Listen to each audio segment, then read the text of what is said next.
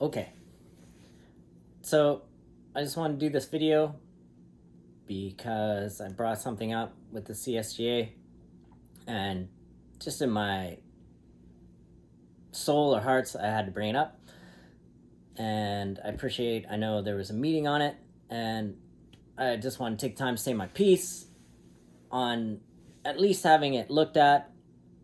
And it's simply this: there's right now, we're putting in an implement standard that one must have double vaccinations to participate in outdoor courses or any training.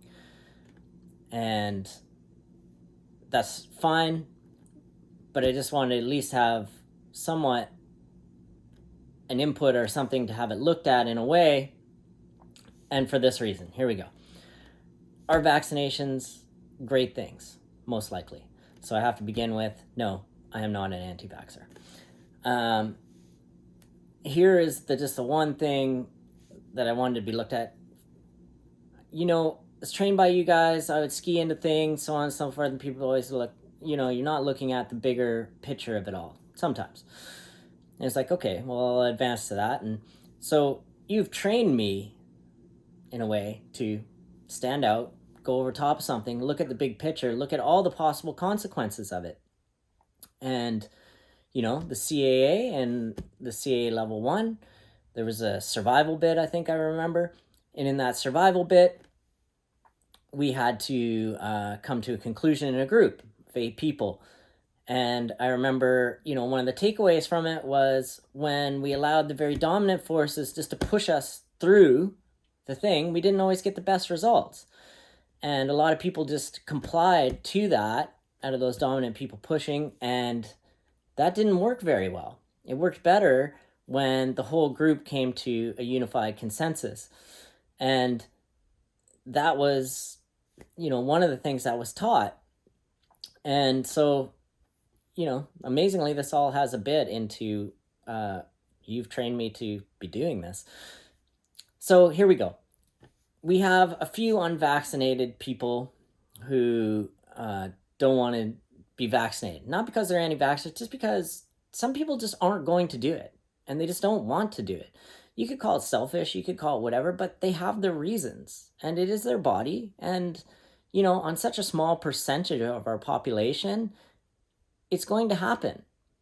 And it's not a conspiracy on some people's part. It's just they're not going to. They don't want to do it, and they're not going to put things in their body.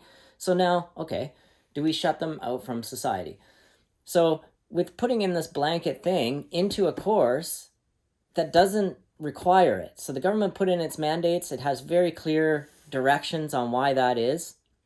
And so be it. They're trying to protect people. I understand what this is all about. And those are there. But now we as humans are starting to implement it into places where it's not required and it's not necessary. And we're just getting a little bit out of hand, in my opinion. So say there's 3 people come to a course, 10 people vaccinated, 3 people are unvaccinated. Our concern is these 3 unvaccinated are going to bring a disease to the 10 people that are vaccinated. But the 10 people who are vaccinated are safe. So the 3 people who are not are in somewhat sort of danger. So the chances of you getting as a vaccinated person and spreading it around, we know, is very, very slim. And you have a better chance of, as an unvaccinated person, of being hospitalized. And this is the problem that we're encountering. So by them being at the course and masked and outside, it's not really a danger. So our main philosophy here is that they're putting a danger on the healthcare system. And that's fair. But we, as a people and organization, our jobs, we're about to bring in foreign nationals from all around the world, carrying Lord knows what variants, Lord knows what beginning things. Plus, we're going on an unnecessary adventure where we're putting people at risk. It's, we're flying around in mountains and driving around in mountains and in the snow and in the cold. So what I'm saying is, by us doing these things, we are risking putting more pressure on the hospital system by doing that. But we're not going to shut that down because, hey, we need lives. So the thing is are these few people that are unvaccinated, is it worth ruining their lives and their directions and stopping their advancements in their careers and where they're going for what I can only see is the safety of keeping people out of the hospital.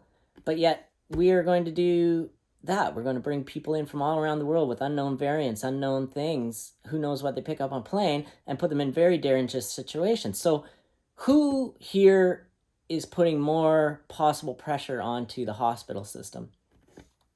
So I just wanted us to look at the big picture of it and really think, is it worth, you know, exiling these people and creating this discord when it's not required, and we're also in that same boat as those people for possibly putting more pressure on hospitals and systems. Anyway, had to say it. It's one of those things in life, you get to a point and you're like, I gotta mention this. And I thank you for looking, at least stepping back. Maybe we're going to do what we're going to do, but at least take that moment, step back, and look at the very big picture of it, as you've taught me to do. Thanks.